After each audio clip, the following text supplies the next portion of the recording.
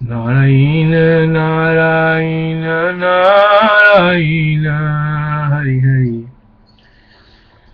नारायण नारायण नारायण गुरुदेव नारायण नारायण नारायण गुरुदेव नारायण नारायण नारायण गुरुदेव नारायण नारायण नारायण। 165 सर्ग। श्री वशिष्ठ जी ने कहा, हे वत्स, श्री रामचंद्र जी, जागृत, स्वप्न और सुषुप्ति आपस में एक दूसरे में प्रवेश करने से 3 प्रकार के हैं। जैसे जागृत जागृत, जागृत स्वप्न, जागृत सुषुप्ति, स्वप्न जागृत, स्वप्न स्वप्न, स्वप्न सुषुप्ति जागृत, स्वप्न सुषुप्ति जागृत, सुषुप्ति स्वप्न और सुषुप्ति सुषुप्ति।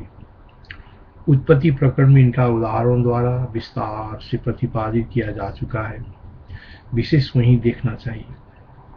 उन भेदों में से जागृत स्वप्न में मनोरथ में पदार्थों के इंद्रिय व्यापार निरपेक्ष होने से केवल मनोमय होने के कारण स्वप्न साम्य से स्वप्न ही जागृत भाव को प्राप्त होता है।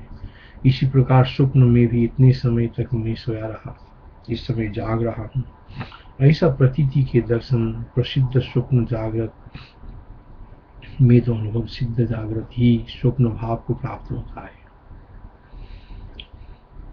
इस प्रकार स्वप्न में भी इतने समय तक मैं सोया रहा, इस समय जाग रहा हूँ, ऐसा प्रतीति का दर्शन प्रसिद्ध स्वप्न जागृत में तो अनुभव सिद्ध जागृत ही स्वप्न भाव को प्राप्त होता है। स्वप्न जागृत में प्रवेश करता है और जागृत स्वप्न में स्वप्न से निकलता है। स्वप्न जागृत में प्रवेश करता है तो स्वप्न जागृत में प्रवेश करता है और जागृत स्वप्न से निकलता है। इसलिए आत्मा स्वप्न रूपी ही जागृत से जागकर, इसलिए आत्मा स्वप्न रूपी ही जागृत से जाकर जागृत रूप स्वप्न में ही प्रवेश करता है। अर्थात परस्पर में प्रवेश की तरह इनमें परस्पर निमित्तता भी है। जागृत स्वप्नवान पुरुष जागृत को ही स्वप्न स्वप्न कहता है और स्वप्न जागृतवान पुरुष स्वप्न को ही जागृत जागृत कहता है। जागृत स्वप्नवान पुरुष जागृत स्वप्नवान पुरुष जागृत को ही स्वप्न स्वप्न कहता है और स्वप्न जागृतवान पुरुष स्वप्न को ही जागृत जागृत कहता है। यूं जागृत में स्वप्न का विपदेश और स्वप्न में जागृत का विपदेश दिखाई देता है। अतः इन दोनों में विपदेश सांखल्य स्पष्ट है, अर्थात इनमें स्वप्न और जागृत में परस्पर विपदेश संकरता भी दिखाई देता है। स्वप्न का भी जागृत यहाँ जागृत की तरह अनुभव से जागृत भी है। स्वप्न का भी जागृत यहाँ जागृत की तरह अनुभव से जागृति है, स्वप्न और कदापि नहीं है। इसी प्रकार जागृत स्वरूप मनोराज्य में जागृत अनुभवत स्वप्न ही है, न कि जागृत। सदा ही जागृत में स्वप्न का लघु कालात्मक है, सदा ही जागृत में स्वप्न का लघु कालात्मक है और वैसे स्वप्न काल में जागृत सदा ही लघु कालात्मक है। अर्थात स्वप्न की जो स्वप्न कालता है और जागृत की जो दीर्घ काल था, परस्पर में परस्पर का प्रवेश होने पर विपरीत हो जाता है। जैसे जो आचार जागृत स्वप्न स्वप्न एवं जागृतो मनुगच्छति स्वप्न जागृति जागृतु स्वप्नतामुपगच्छति स्वप्नो जागृत प्रविशति जागृत स्वप्नां प्रबुध्यते जागृत स्वप्नं प्रविशति प्रबुद्ध स्वप्न जागृत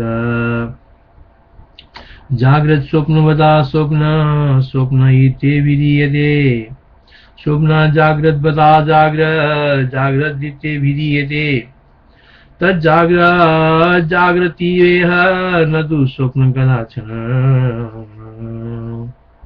स्वप्ने स्वप्न जागृदेव न तु जागृत कदाचन लघु कालात्मकं स्वप्न सर्वदैव हि जागृति। लघु कालात्मकं जाग्रत स्वप्न काले सदैव च। इसलिए जागृत और स्वप्न में कदापि कोई भी भेद नहीं है। इसलिए जागृत और स्वप्न में कदापि कोई भी भेद नहीं है। दोनों में भी एक का अन्य में प्रवेश अनुप्रवेश युक्ति से सन्मय ही नहीं है। दोनों में भी एक का अन्य में अनुप्रवेश युक्ति से सन्मय नहीं है। यह अतिभास और जागृत रूप स्वप्न मृत्यु के समय परलोक के उदय काल में और आत्यंतिक द्वैत निवृत्ति रूप तत्व बोध काल में निश्चय ही शांत हो जाता है तथा प्रतिदिन स्वप्नानुभव रूप स्वप्न पदार्थ बोध काल में और सुषुप्त काल में भी शून्य ही रहता है। ये अतिभास और जागृत रूप स्वप्न मृत्यु के समय परलोक के उदय काल में और अत्यंतिक द्वैत निवृत्ति रूप तत्व बोध काल में निश्चय ही शांत हो जाता है तथा प्रतिदिन स्वप्नानुभव रूप स्वप्न पदार्थ बोध काल में और सुषुप्ति काल में भी शून्य ही रहता है। इसलिए जागृत का स्वप्न के साथ साधर्म्य ही है, वैधर्म्य नहीं है। अर्थात इसके द्वारा स्वप्न प्रबोध काल में निवृत्त हो जाता है और स्वप्न पदार्थ भी जागरण काल में शून्य हो जाते हैं। लेकिन जागृत इस प्रकार निवृत्त नहीं होती, लेकिन जागृत इस प्रकार निवृत्त नहीं होता और न जागृत पदार्थ असत दिखाई देते हैं। यूं जागृत में स्वप्न वैधर्म्य की शंका का निराकरण करते हैं। यूं जागृत में स्वप्न वैधर्म्य की शंका का निराकरण करते हैं।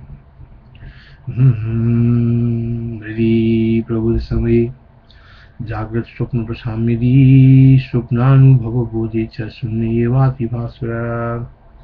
जागृत रूप स्वप्न में स्वप्न समय में जीवित पुरुष को मृत्यु हुए बिना मरने का उपरांत दिखाई देने वाले दृश्यों का अभाव होने से परलोक रूप जागृत तनिक भी नहीं दिखाई देता। इसलिए आज के जागृत के पदार्थ की कल की जागृत में अनुवृत्ति नहीं दिखाई देती है, सिद्ध हो। जागृत रूप स्वप्न समय में जीवित पुरुष को मृत्यु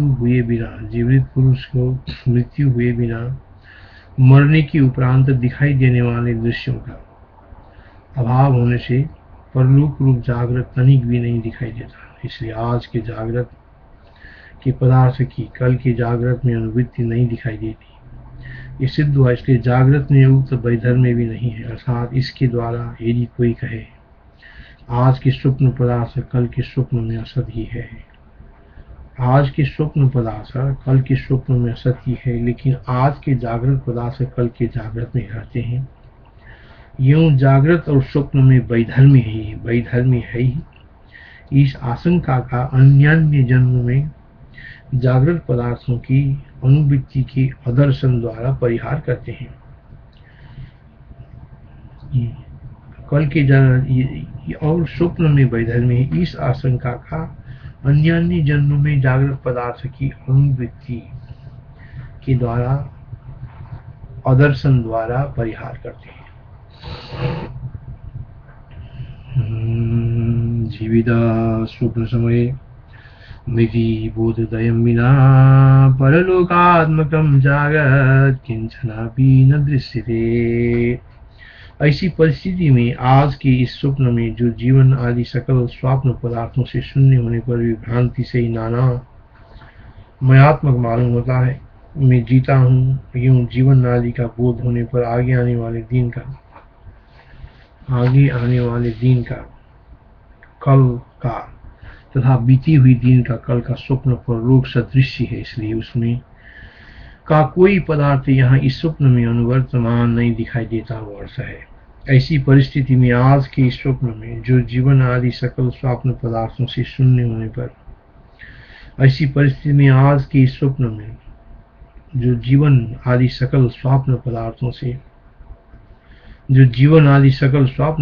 से शून्य होने पर भी भ्रांति से ही नाना मयात्मक मालूम होता है, मैं जीता हूँ, यूं जीवन आदि का बोध होने पर आगे आने वाले दिन का कल का तथा बीती हुई दिन का कल का स्वप्न परलोक सदृशी है। इसलिए उसमें का कोई पदार्थ यहाँ इस स्वप्न में अनुवर्तमान नहीं दिखाई देता, वो ऐसा है। ऐसी परिस्थिति में आज के स्वप्न में जो जीवन आदि सकल स्वप्न पदार्थों से शून्य होने पर भी भ्रांति से ही नाना मयात्मक मालूम होता है, मैं जीता हूँ, यह जीवन आदि का बोध होने पर आगे आने वाले दिन का, कल का तथा बीते हुए दिन का, कल का स्वप्न परलोक सदृश है, इसलिए उसमें का कोई पदार्थ यहाँ इस स्वप्न में अनुवर्तमान नहीं दिखाई देता, हुआ है। तिगे जीवित बोधेस्मिन् शून्ये नानामयात्मनि परलोकात्म स्वप्न कंचनापि न दृश्यते। सृष्टि से लेकर ही त्रिजगत का अंतस्करण में केवल चित्त चमत्कार रूप से वैसे स्मरण होता है। सृष्टि से लेकर ही त्रिजगत का अंतस्करण में केवल चित्त चमत्कार रूप से वैसे ही फूरन होता है, जैसे स्वप्न में तीनों जगत केवल चित्त चमत्कार रूपी है। सृष्टि से लेकर ही त्रिजगत का अंतस्करण में केवल चित्त चमत्कार रूप से वैसे ही स्फुरन होता है। सृष्टि से लेकर ही त्रिजगत का अंतस्करण में केवल चित्त चमत्कार रूप से वैसे ही फूरन होता है, जैसे स्वप्न में तीनों जगत केवल चित्त चमत्कार रूप ही है।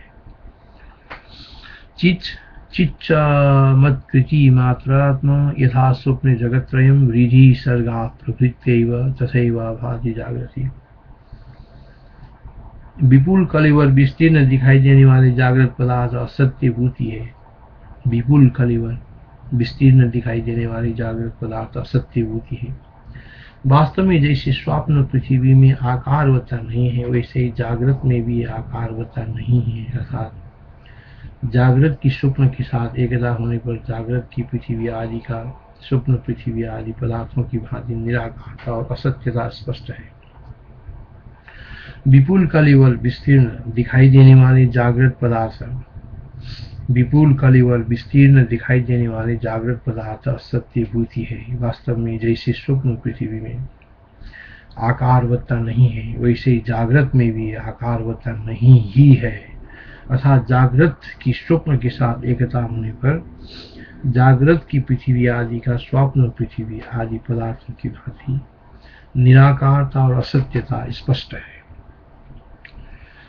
संत्यैवा सत्यभूतानि हाराणि परमार्थता नास्त्यैवा आकारवत्तेयं स्वप्नोऽव्यामिव जागृति।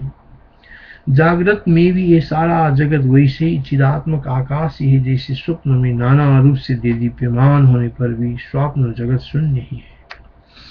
जागृत में भी ये सारा जगत वैसे ही चिदात्मक आकाश ही है, जैसे स्वप्न में नाना रूप से देदीप्यमान होने पर भी स्वप्न जगत शून्य ही है। जागृत में भी ये सारा जगत वैसे ही चिदात्मक आकाश ही है। जागृत में भी ये सारा जगत वैसे ही चिदात्मक आकाश ही है, जैसे स्वप्न में नाना रूप से देदीप्यमान होने पर भी स्वप्न जगत शून्य ही है। जागृत में भी ये सारा जगत वैसे ही चिदात्मक आकाश ही है।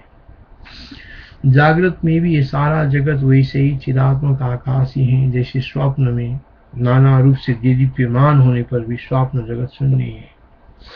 जागृत में भी ये सारा जगत वैसे ही चिदात्मक आकाश ही है, जैसे स्वप्न में नाना रूप से देदीप्यमान होने पर भी स्वप्न जगत शून्य ही है।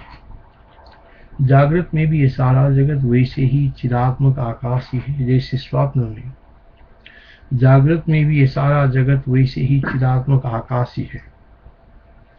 जागृत में भी ये सारा जगत वैसे ही चिदात्मक आकाश ही है, जैसे स्वप्न में नाना रूप से देदीप्यमान होने पर भी स्वप्न जगत शून्य ही है। जागृत में भी ये सारा जगत वैसे ही चिदात्मक आकाश ही है, जैसे स्वप्न में नाना रूप से देदीप्यमान होने पर भी स्वप्न जगत शून्य ही है। नानात्मभासुरमपि स्वप्ने शून्यं यथा जगते तथैव जाग्रतेऽखिलं व्योमैवेदं चिदात्मकम्।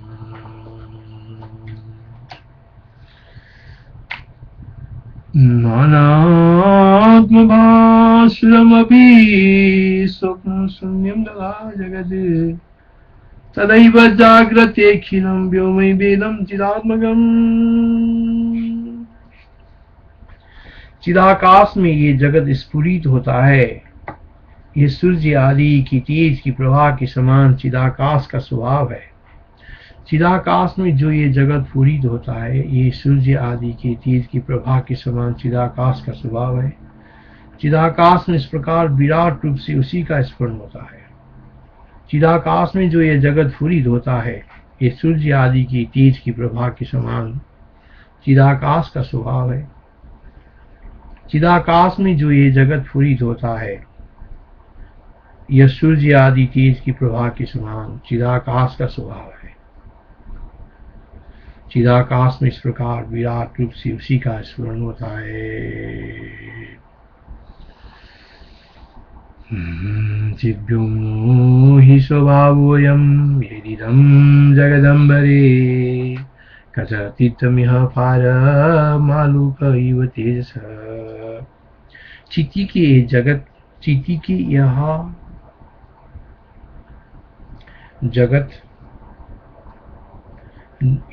का ये जो जगत नामक स्वाभाविक चमत्कृति है, चिति का ये जो जगत नामक स्वाभाविक चमत्कृति है, ये आकाश में, दीवार में, परमाणुओं में, जल में, थल में खूब चमकती है। ये आकाश, चिति का ये जगत नामक स्वाभाविक चमत्कृति है। ये आकाश में, दीवार में, परमाणुओं में, जल में और स्थल में खूब चमकती है। चिते चमत्कृतिरियं जगन्नाम्नी चकास्त्यलम् सहजा गगने कुड्ये परमाणु थले जले। चिति का ये जगत नामक स्वाभाविक चमत्कृति है। आकाश में, दीवार में, परमाणुओं में, जल में और स्थल में खूब चमकती है।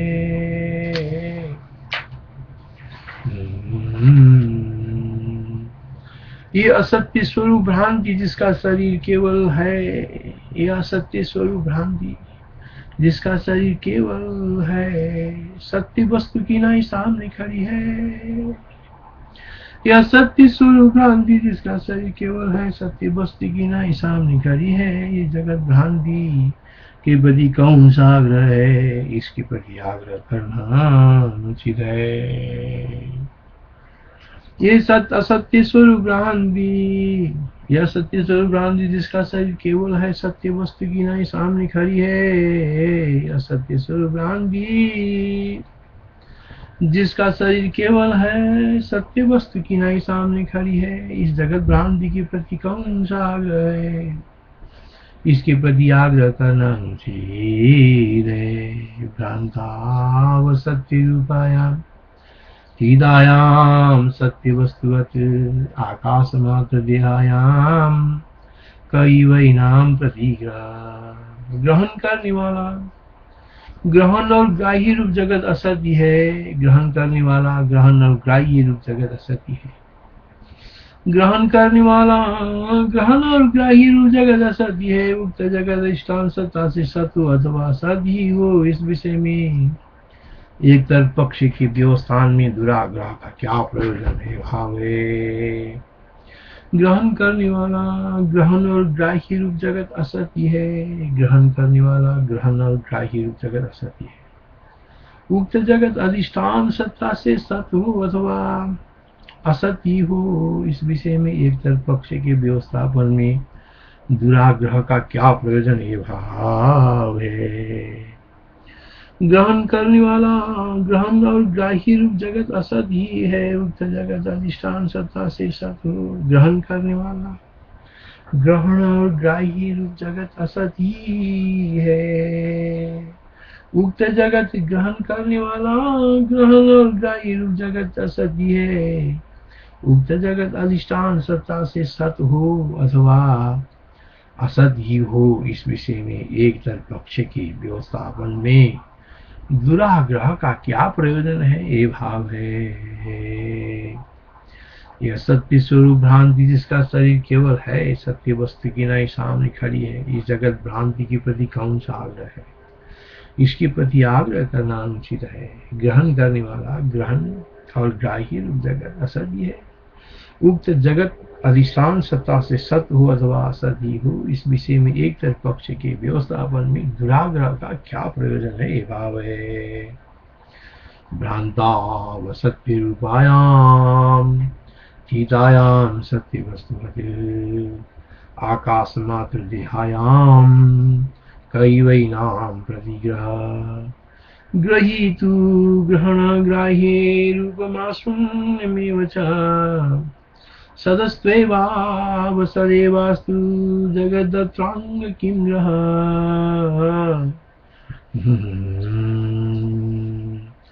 अज्ञान बस एक पक्ष में अभिमान भ्रांति होती है, अज्ञान बस एक पक्ष में अभिमान भ्रांति होती है। इस समय इसका तत्व आपको यथार्थ रूप से ज्ञात हो ही चुकी है।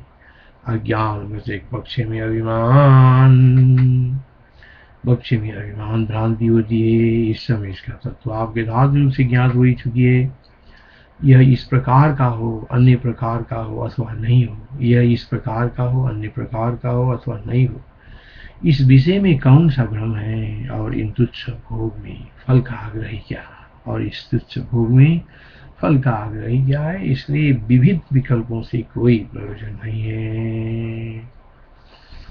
इत्थमस्तु इदमथान्यथास्तु माम्, इत्थमस्तु इदमथान्यथास्तु माम्, मयैव बुद्भवतु कोत्र सम्भ्रमः।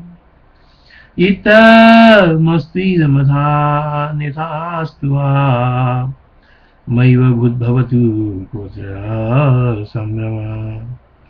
कुत्र फल्गुनि फले फलग्रहो बुद्धमेवं तदलं विकल्पने। इत्थमस्तु इदमथान्यथास्तु मामैव बुद्भवतु कुत्र सम्भ्रमः। कुत्र फल्गुनि फले फलग्रहो बुद्धमेव तदलं विकल्पने। इतिहास श्री वशिष्ठ रामायणी वाल्मीकि मोक्षपाय निर्वाण प्रकरणे उत्तरादि जागृत स्वप्नैक्य उपदेशनाम पंचषष्टिदिगसर्गं सर्ग। हरि ओम हरि ओम हरि ओम। श्री राम जय राम जय जय राम।